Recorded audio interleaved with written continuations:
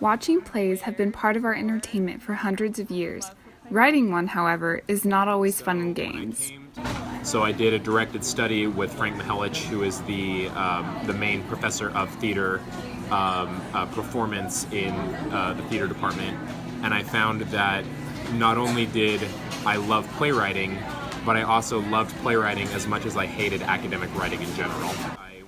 Sean Lewis's play Magic Nate began as a 22-page one-act for a playwriting class, but 10 months later is now a 60-page full-length.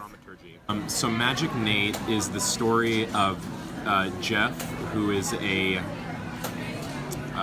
father who is struggling with both his family relationships and his own personal issues.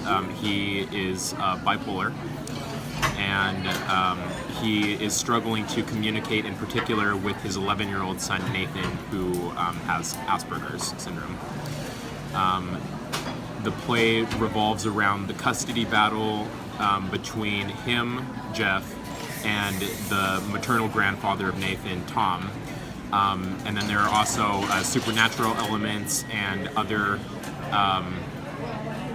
themes that basically go toward the point of saying how is it that families are able to communicate when generations of strife are causing those relationships to break down through mental illness or alcohol abuse or other issues that prevent communication from happening between families. Lewis has experienced challenges as well as rewards in this journey of playwriting. Letting your characters subconsciously speak through you.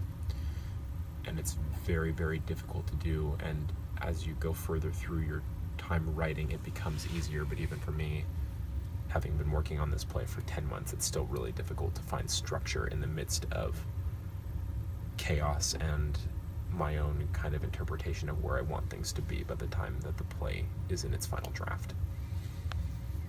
One of the amazing things about theater from a playwriting perspective is that you can take these characters and you always have this vision in your head and this voice in your head for how they sound and how they come out, and then you can go to the first rehearsal with an actual set of actors and see how they take the text and add their own inflections, and they basically pour their own experiences into this framework that you've given them through your characters.